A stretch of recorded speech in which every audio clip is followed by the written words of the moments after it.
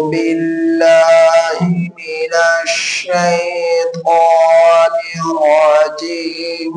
بسم الله الرحمن الرحيم. فخلف من بعدهم خلف أضاعوا الصلاة واتبعوا الشهوات فسوف يلقون غيا. إلا من تاب وآمن وعمل صالحا فأولئك يدخلون الجنة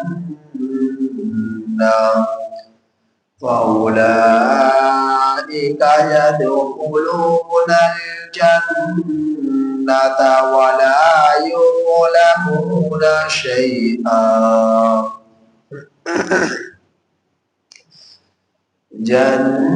جنات عدن التي وعد الرحمن عباده بالغيب إنه كان وعده مأتيا.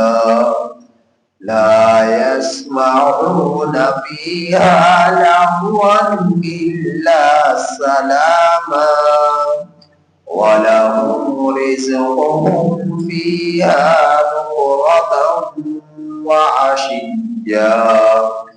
تلك الجنة التي نورث من عبادنا من كان تقيا.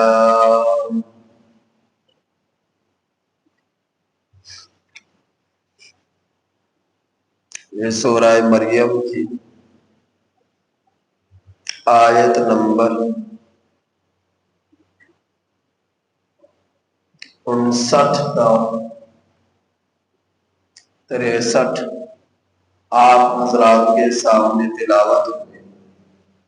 یہ سورہ مریم کی آیت نمبر 59 تا 63 آپ حضرات کے سامنے تلاوت ہوئی. ان آیات کریمہ کا ترجمہ یہ ہے: فَخَلَفَ مِن بَعْدِهِمْ، پھر خلیفہ بنے ان کے بعد، خلف نااہل لوگ، اضاعوا الصلاۃ، انہوں نے ضائع کیا نماز کو، واتبعوا الشہوات، اور انہوں نے پیروی کی خواہشات، فسوف یلقون غیا، پس ان قریب یہ لوگ ملیں گے ہلاکت کو، پس ان قریب یہ لوگ ملیں گے ہلاکت کو.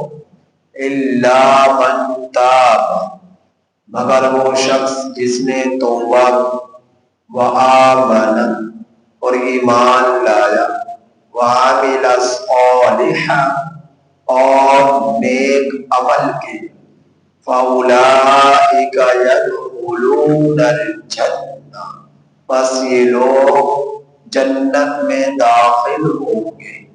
وَلَا يُظْلَمُونَ شَيْئًا، اور ان لوگوں پر کچھ بھی ظلم نہ کیا جاوے گا. جنات عدن التی، ہمیشگی کے باغات ہوں گے.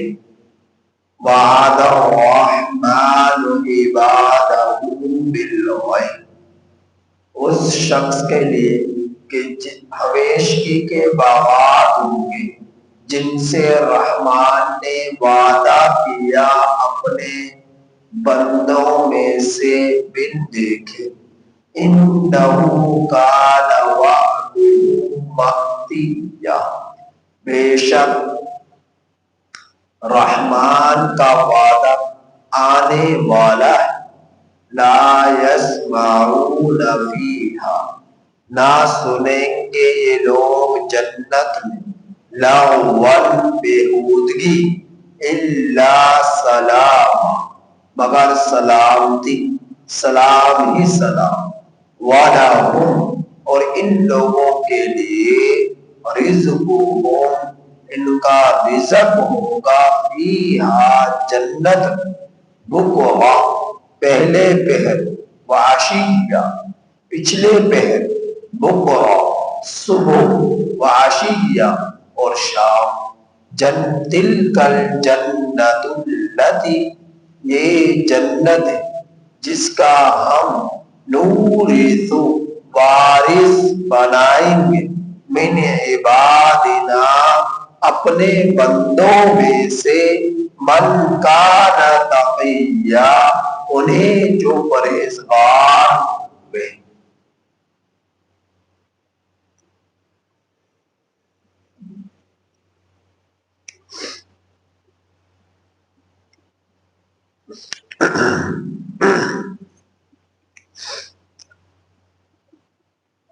سورہ مریم کی آیات کریمہ کی تفسیر ہو رہی تھی۔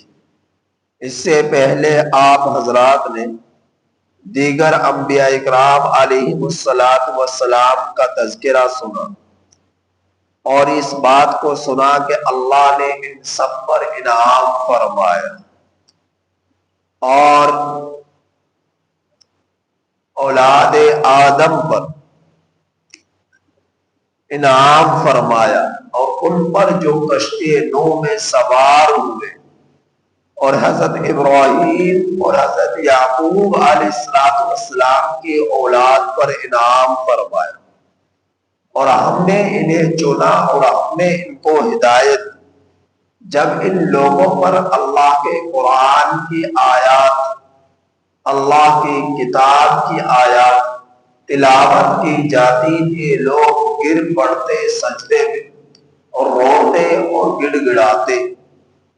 جب ان لوگوں کا دور گزرا، نبیوں کے ادوار گزرے، تو ان لوگوں کے بعد، ان نبیوں کے زمانوں کے بعد لوگ ایسے آئے جو نااہل تھے، ایسے لوگ جانشین بنے جو جانشین بننے کے اہل نہ تھے بلکہ نااہل لوگ تھے، اور ان کی نااہلی کی سب سے نمایاں نشانی یہ تھی کہ اضاعوا الصلاۃ، یہ لوگ نماز کو ضائع کرتے ہیں، نماز میں سستی کرتے، نماز نہ پڑھتے، اور نماز کسی بھی حالت میں معاف نہیں ہے۔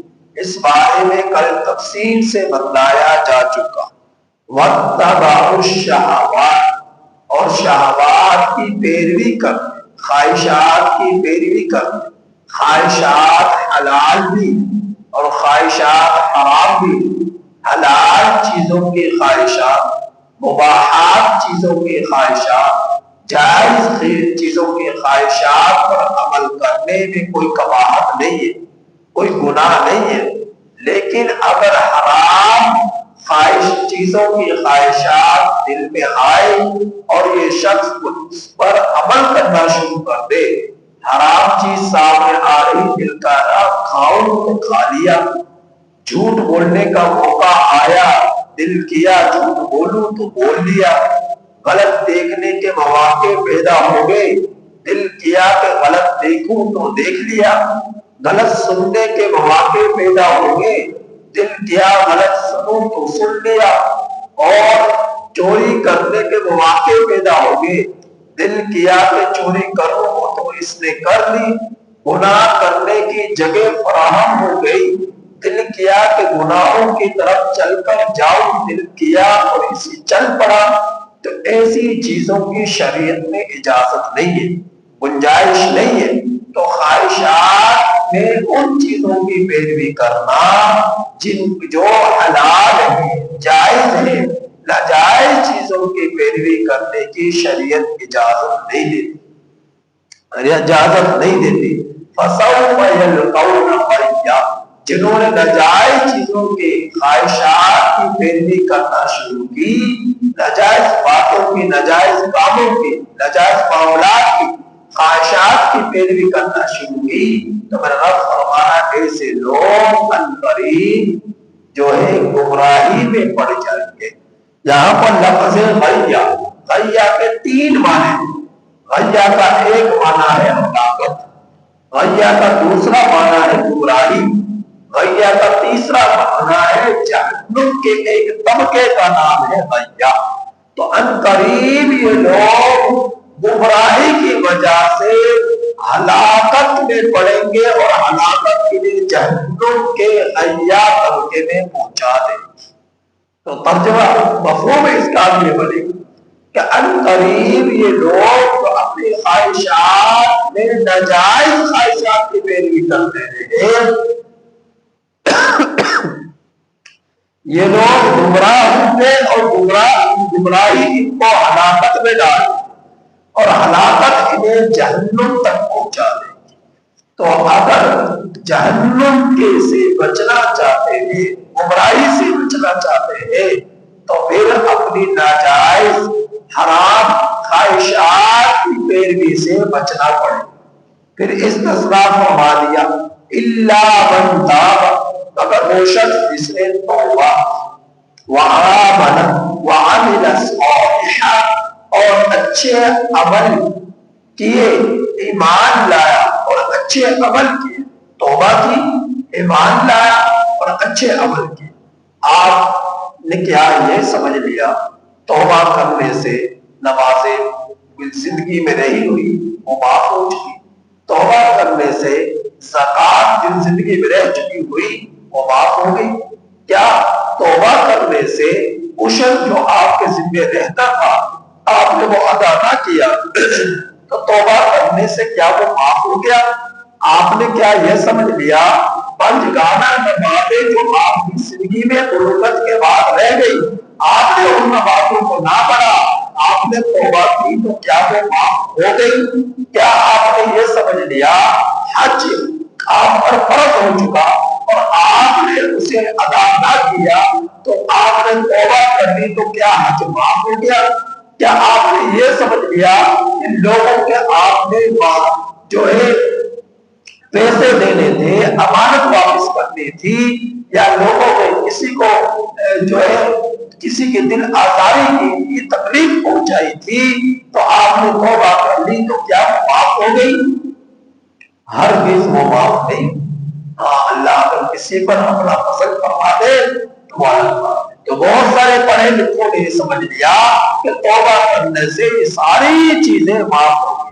نہیں، توبہ کرنے سے گناہ صغیرہ معاف ہو جائیں گے، توبہ کرنے سے گناہ کبیرہ معاف نہیں ہوں گے جب تک کہ ان کی قضا نہ کی جائے، جب تک کہ ان کی قضا نہ کی جائے۔ نمازیں چھوٹی، معافی مانگی، توبہ کی اور ساتھ میں قضا کرنا شروع کر دی، زندگی میں جتنی نمازیں رہتی تھی تب اللہ اس توبہ کو قبول فرمائے۔ یہ ایک اصول ہے۔ اور پھر اگر کسی کے ذمے زکوٰۃ باقی تھی، زکوٰۃ کی ادائیگی باقی تھی اور اس نے اللہ تعالیٰ سے توبہ کی، معافی مانگی اور گزشتہ باقی میں رہ چکی ہوئی زکوٰۃ جو اس کے ذمہ تھی اسے ادا کرنا شروع کر دیا، یہاں تک کہ اسے پورا کر دیا اس کی ادائیگی کو، پھر اللہ اس کی توبہ کو قبول فرمائیں گے۔ نمازیں چھوٹی، نمازوں کی قضا کی، اللہ اس کی توبہ کو قبول فرما دیں گے۔ عشر ذمہ تھا، عشر کی قضا کی، اس کی ادائیگی کی تو اللہ اس کی توبہ کو قبول فرما دیں گے۔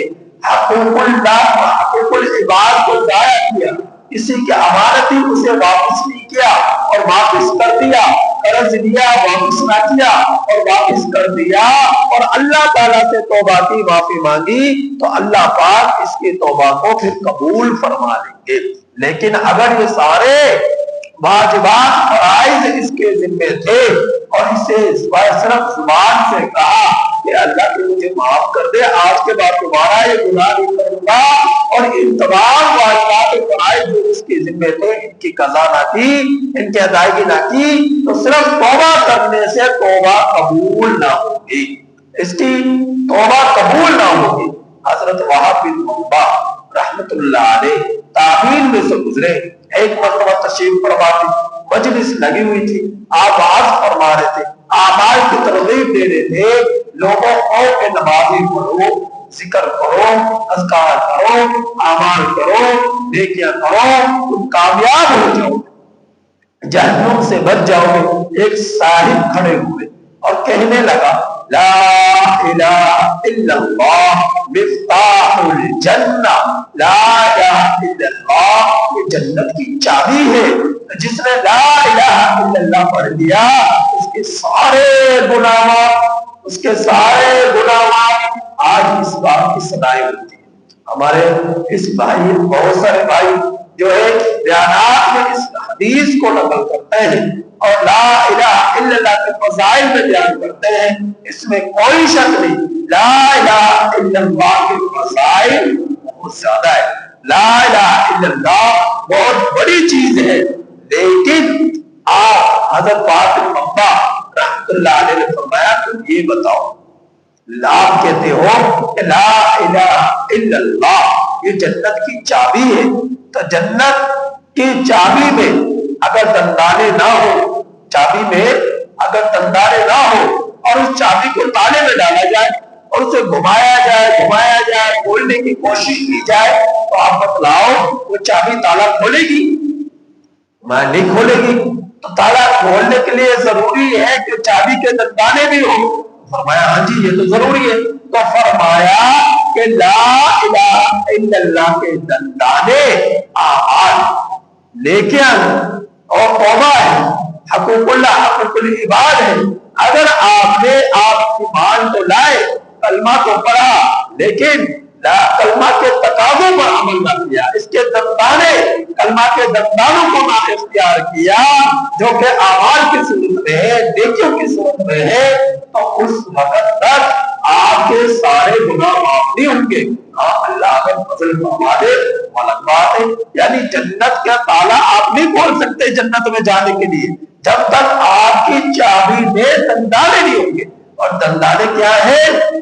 نماز، روزہ، حج، زکات، حقوق اللہ حقوق العباد کی ادائیگی، اور نماز پڑھنے، نماز، عشر، زکات، حج، یہ سارے کیا ہے؟ یہ چابی کے دندانے ہیں۔ تو جنت کا تالا کھلے گا تبھی جب چابی میں دندانے ہوں گے اعمال کے۔ اگر اعمال کے دندانے چابی میں نہیں ہے تو جنت کا تالا تم نہیں کھول سکتے صرف لا الہ الا اللہ پڑھنے سے۔ تو لا الہ الا اللہ پڑھنے کے بعد قرآن کیا کہہ رہا ہے؟ وہ آمن، اور ایمان لایا۔ ایمان کون لایا؟ جس نے لا الہ الا اللہ محمد رسول اللہ کا اقرار کیا کہ اللہ کے سوا کوئی معبود نہیں، اور محمد صلی اللہ علیہ وسلم اللہ رب العزت کے رسول ہیں۔ اللہ کے رسول صلی اللہ علیہ وسلم نے ایمان لایا، رب کی ربوبیت پر ایمان لایا، زبان سے اقرار کیا، دل سے تصدیق کی، یہ ہے ایمان لانا۔ جب یہ ایمان لے آیا تو میرے اللہ نے پھر اسے ایمان کے بعد اسے آگے ایسی بات نہیں کوئی حکم نہ دیا۔ ایمان کے بعد ایمان کے متصل بات اللہ فرما رہا ہے وَعَمِلَ صَالِحًا، ایمان لایا اور نیکیاں کی، اچھے عمل کی، اچھے عمل کی۔ اچھے عمل کیا ہے؟ ہمیشہ سچ بولے۔ اچھے عمل کیا ہے؟ ہمیشہ اچھا سوچے۔ سچ اچھے عمل کیا ہے؟ ہمیشہ اچھا سنے، اچھا بولے، اچھا دیکھے، اور جو ہے اپنے من اور اپنے من اور تن کو صاف رکھے ہر طرح کے گناہوں کی گلاستوں سے۔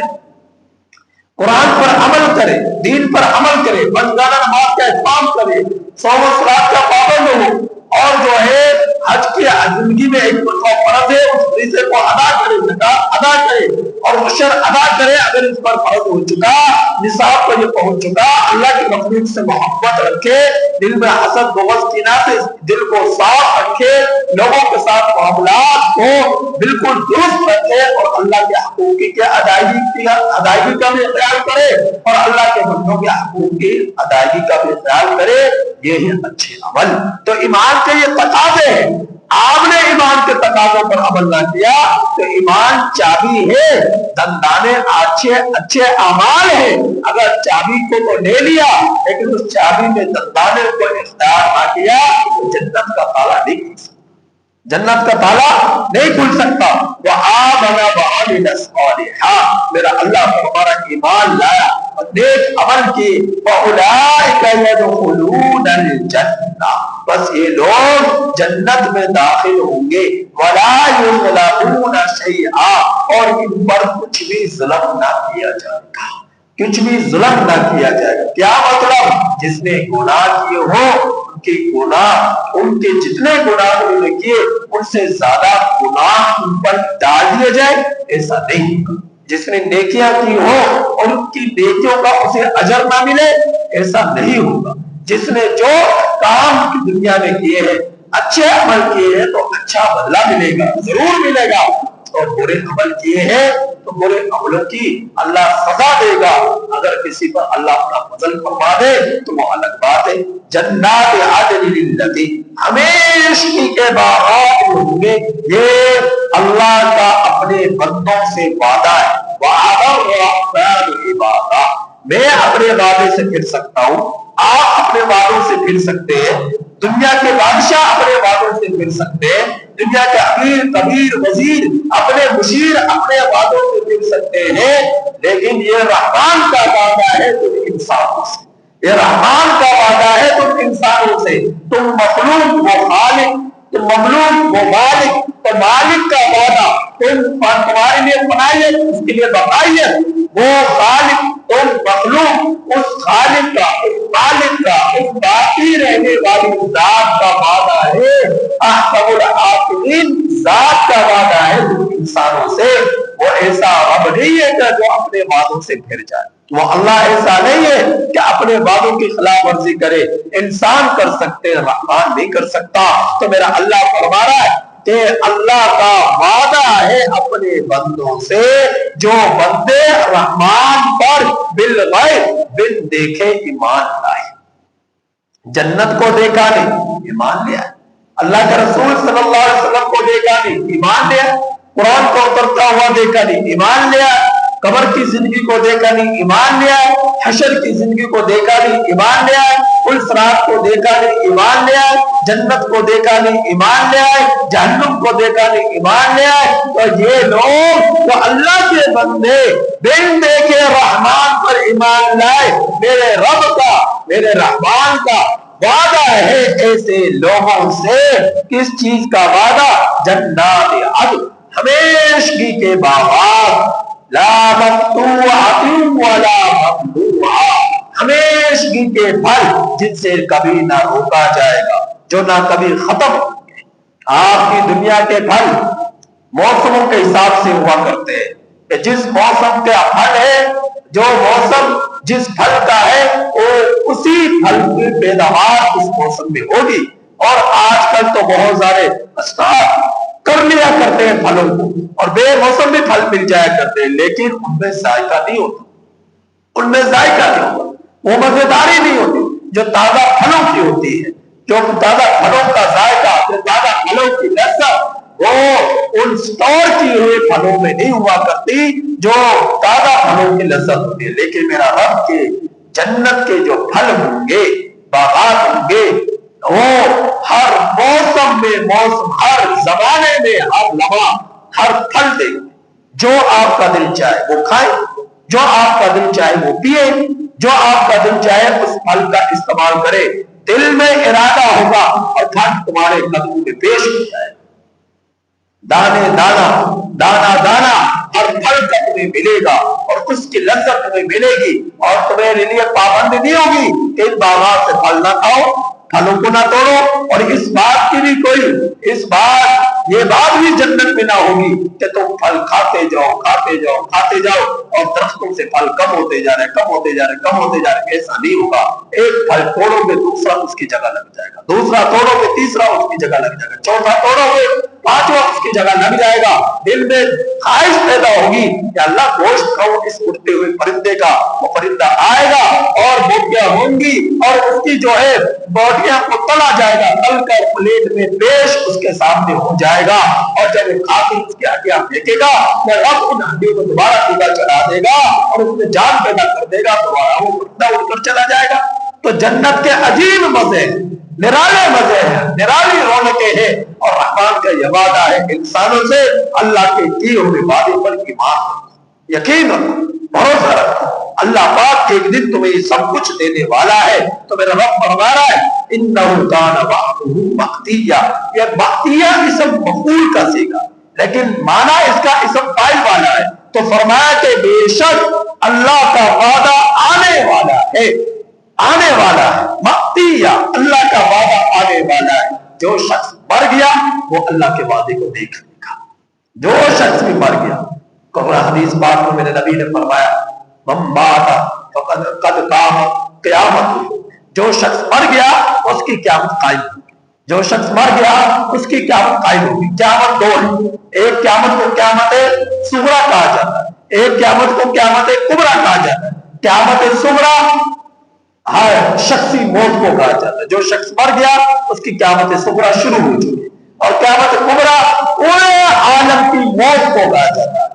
جب اللہ کے فرشتے اسرافیل علیہ السلام سور پھونکیں گے، ساری دنیا ختم ہو جائے گی، برباد ہو جائے گی، تباہ ہو جائے گی، ریزہ ریزہ ہو جائے گی، آسمان بھی، زمین بھی، سورج بھی، چاند بھی، ستارے سیارے جو ہے اور سمندر جو ہے انگارے بن جائیں گے، آگ بن جائیں گے، لاوا بن جائیں گے۔ تو یہ قیامت کبریٰ ہے، تمام انسان مر جائیں گے، تمام حیوانات مر جائیں گے، یہ قیامت کبریٰ ہے۔ پورے عالم کی موت کو قیامت کبریٰ کہا جاتا ہے، اور قیامت صغریٰ یہ ہے کہ جس شخص کی موت آ رہی، جو شخص مر رہا ہے اس کی قیامت صغریٰ شروع ہو رہی ہے، قیامت صغریٰ شروع ہو رہی ہے۔ تو میرے نبی نے فرمایا من مات قد قامت قیامتہ، جو شخص مر گیا اس کی قیامت قائم ہو گئی، وہ دیکھ لے گا اس کے آنکھوں کے سامنے سے آخرت کے پردے ہٹ جائیں گے، اس کے سامنے سے قیامت کے پردے ہٹ جائیں گے، آخرت کے پردے ہٹ جائیں گے۔ جب تک یہ زندہ اسے کچھ نظر نہیں آ رہا، بن دیکھے یہ ایمان لا رہا ہے نبی پر، بن دیکھے یہ ایمان لا رہا ہے قرآن پر، بن دیکھے یہ ایمان لا رہا ہے جنت پر، بن دیکھے ایمان لا رہا ہے جہنم پر، بن دیکھے ایمان لا رہا ہے حشر پر، الصراط پر، برزخ کی زندگی پر، اللہ کی ذات پر، اللہ کے وجود پر، اللہ کی جنت پر، اللہ کے جہنم پر یہ شخص ایمان لا رہا ہے نبی کے فرمان کے مطابق، قرآن کے فرمان کے مطابق، اور اس ایمان کے بعد عمل کر رہا ہے۔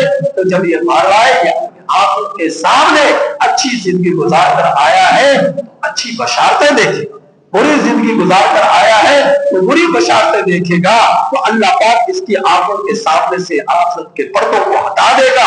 جیسے ہی یہ شخص مرے گا اور وہ دیکھ لے گا اللہ کا کیے ہوئے وعدے کو، زندگی نیکیوں کے ساتھ گزار کر آیا، تابعداری میں گزار کر آیا، نبی کی تابعداری، اللہ کی تابعداری میں گزار کر آیا، تو اللہ کا جو وعدہ ہے، جو ہے اللہ کا وعدہ ہے نعمتوں کا، جنت کا، وہ سب اس کی جھلک، اس کے جنت کو، اللہ کی نعمتوں کو اپنی آنکھوں سے یہ دیکھ لے گا۔ تو میرا رب فرما رہا ہے یہ وعدہ آنے والا ہے، لا يسمعون فيها لغوا، جنت میں جائے گا بےہودگی نہیں سنے گا، گالی نہیں ہوگی، جھوٹ نہیں ہوگا، مکر نہیں ہوگا، فریب نہیں ہوگا، دغا نہیں ہوگا، دلوں میں غلطیاں نہیں ہوں گی، نفرتیں نہیں ہوں گی، حسد بغض کینہ نہیں ہوگا، وہاں پر دل صاف ہوں گے، من صاف ہوں گے، زبان صاف ہوگی، کان صاف ہوں گے، اور سوچ صاف ہوگی، محبتیں ہی محبتیں ہوں گی، اور پھر وہاں پر جانے کے بعد الا سلاما، سلامتی ہی سلامتی، سلامتی ہی سلامتی ہوگی۔ انسان میں ایک دوسرے کو سلام کریں گے، فرشتے بھی سلام کریں گے، اللہ بھی سلام کرے گا، تو سلامتی ہی سلامتی ہے جنت کا اندر۔ وَلَهُمْ رِزْقُهُمْ فِيهَا بُكْرَةً، اور جنت میں تمہیں کھانا ملے گا، صبح بھی، عشیہ، شام بھی۔ یہ صبح اور شام کا ذکر اس لیے فرمایا کیونکہ عام طور پر دنیا کے اندر لوگ صبح اور شام کھانا کھاتے ہیں، اس لیے میرے اللہ نے صبح اور شام کا ذکر فرمایا، وگرنہ جنت میں جب آپ کا دل کرے گا آپ کھانا کھا سکتے، جب آپ کا دل کرے گا پھل آپ کے قدموں میں پیش ہو جائے گا، جب آپ کا دل کرے گا گوشت آپ کے سامنے کھل کر تل کر آپ کے قدموں میں پیش ہو جائے گا، تو اللہ پاک آپ کے سامنے آپ کے دل میں جو خواہش آئے گی اور اللہ اسے پورا کر دیں گے۔ تو یہ ہے جنت کی زندگی، یہ ہے جنت کی بادشاہ جو اللہ تمہیں دے گا جنتیوں کو، اہل ایمان کو، اہل جنت کو اللہ پاک کی جنت میں نوازے گا۔ میرے رب نے فرمایا تلک الجنت التی نورث من عبادنا، یہ جنت ہے جس کا ہم وارث بنائیں گے اپنے بندوں میں سے ان لوگوں کو من کان تقیا، جو دنیا میں رہ کر پرہیزگاری کیا، تقوی اختیار کر کر آئے، ایسے لوگوں کے ساتھ رحمت کا وعدہ ہے کہ اللہ پاک جنت میں ان نعمتوں سے اس شخص کو نوازے گا جو تقوی کے ساتھ زندگی بسر کر کر آیا۔ اقوا کیا ہے؟ ہمیشہ رب سے ڈرتا رہا، پرہیزگاری اختیار کرتا رہا، گناہوں سے بچتا رہا۔ ایسا شخص پرہیزگار ہے، اور جس نے اپنی زندگی کو رب کی اتباع میں قربان کر دیا، نبی کی اتباع میں قربان کر دیا، ہمیشگی کے مزے اللہ اسے عطا فرمائیں گے۔ تو ہم لوگ اس دنیا کے عارضی زندگی کو بنانے سنوارنے کے چکر میں اپنی دائمی آخرت کی زندگی کو برباد اور ویران کریں۔ عقل مندی یہ ہے کہ ہم لوگ اس جنت کی فکر کریں، اس اللہ کی فکر کریں جس کے سامنے پوری کائنات کے انسانوں نے جمع ہونا ہے، جس کے سامنے ساری کائنات کے انسانوں نے جواب دینا ہے اور حساب دینا ہے۔ دنیا کے اندر رہ کر اس طرح کی زندگی گزار کر آئے ہو، جب حساب لینے والی ذات موجود ہے اور حساب لینے والے ہم لوگ ہیں، تو ہم کس طرح بے فکری کے ساتھ من مانیاں کر سکتے ہیں، زندگی گزار سکتے ہیں؟ ہم نہیں گزار سکتے۔ جو منمانی کرے گا، مستیاں کرے گا اور خواہشات کی نجائز خواہشات کی پیروی کرے گا، اللہ کے دربار میں یاد رکھنا اسے پیش ہونا، اور وہاں پر جو دودھ کا دودھ پانی کا پانی ہو جائے گا، اور اللہ کسی پر ظلم نہ کرے گا۔ ایک ایک چھوٹی سی چھوٹی نیکی کو بھی پیش کیا جائے گا، عمل کو بھی پیش کیا جائے گا، برائی کو بھی پیش کیا جائے گا۔ جو عمل برائی کی صورت میں کیا یا جو عمل نیکی کی صورت میں کیا، میرا رب فرما رہا ہے وَمَن يَعْمَلْ مِثْقَالَ ذَرَّةٍ خَيْرًا يَرَهُ وَمَن يَعْمَلْ مِثْقَالَ ذَرَّةٍ شَرًّا يَرَهُ۔ اللہ پاک ذرا بھر بھی نیکی کی ہوگی تو وہ بھی تمہارے اعمال میں وہ لکھی جا رہی ہے، وہ پیش کر دی جائے گی۔ ذرا بھر بھی کوئی گناہ کیا ہوگا تو وہ بھی تمہارے اعمال میں لکھا جا رہا، پیش کر دیا جائے گا۔ لہذا غفلت کے ساتھ زندگی گزارنے کی ضرورت نہیں، ذرا سنبھل کر زندگی کو گزارو۔ تمہارے اوپر نگران مقرر ہے، کاتبین مقرر ہے، یعلمون ما تفعلون، جو کچھ تم کرتے ہو وہ لکھ رہے، وہ جانتے ہیں۔ ان الابرار لفی نعیم، اور وہ جن نعمتوں جو جن نیک اعمال کر رہے ان کے لیے نعمتوں کہ جو ہے بشارتیں ہوں گی۔ وَإِنَّ الْفُجَّارَ لَفِي جَحِيمٍ، جو برے عمل کر رہے ہیں ان فاجروں کے لیے، ان بدبختوں کے لیے اللہ پاک نے جہنم کو تیار کر رکھا ہے۔ اور یاد رکھنا وَإِنَّ عَلَيْكُمْ لَحَافِظِينَ، تمہارے حفاظت کرنے والے فرشتے بھی مقرر ہیں۔ تو جو کچھ بھی ہم لوگ کریں گے، سارے فرشتوں کی جماعت جو اللہ نے ہر انسان کے لیے مقرر فرمائی ہے وہ لکھ رہے ہیں۔ لہذا ہم کو ایک سیکنڈ کے لیے بھی غفلت میں نہیں گزار سکتے اس زندگی کو۔ ہمارے اوپر نگران مقرر ہے۔ جب امتحان حال میں نوجوان امتحان دیا کرتے تو ان کے سروں پر یوں لگتا ہے جیسا پرندے بیٹھے ہوئے، سر ادھر نہیں اٹھا رہے، سر اٹھا کر ادھر نہیں دیکھ رہے، ادھر نہیں دیکھ رہے، اور دل گھبرا رہا ہے اور سر جھکا ہوا ہے کہ نگران چکر لگا رہے ہیں۔ تو سر بھی اٹھانے کی ہمت نہیں ہوتی کیونکہ وہ نگران ہمیں دکھائی دے رہا ہے، نگران ہے۔ آج فرشتے ہمیں دکھائی نہیں دے رہے، اس لیے ہمیں یقین نہیں۔ تو اللہ پاک جو بن دیکھے ایمان لانے والے ہیں ان کے لیے بشارتیں دے رہے کہ یہ اللہ جو فرما رہا ہے وہ حق ہے، وہ سچ ہے۔ کرامن کاتبین مقرر ہے، منکر نکیر قبر میں مقرر ہے، موجود ہے۔ حساب کتاب ہوگا، حشر کا میدان بھی سجے گا، کل صراط بھی حق ہے، جنت بھی حق ہے، جہنم بھی حق ہے، حساب بھی حق ہے، اللہ کا دیدار بھی حق ہے، جنت کی نعمتیں بھی حق ہے۔ لہذا ان باتوں پر یقین کرو، یا پھر یقین کر لو، ایمان لے آؤ۔ اللہ پاک سے دعا ہے کہ اللہ تعالیٰ ہمیں سے ایک کو ان آیات کریمہ کی کامل سمجھ نصیب فرمائے اور عمل کے توفیق نصیب فرمائے۔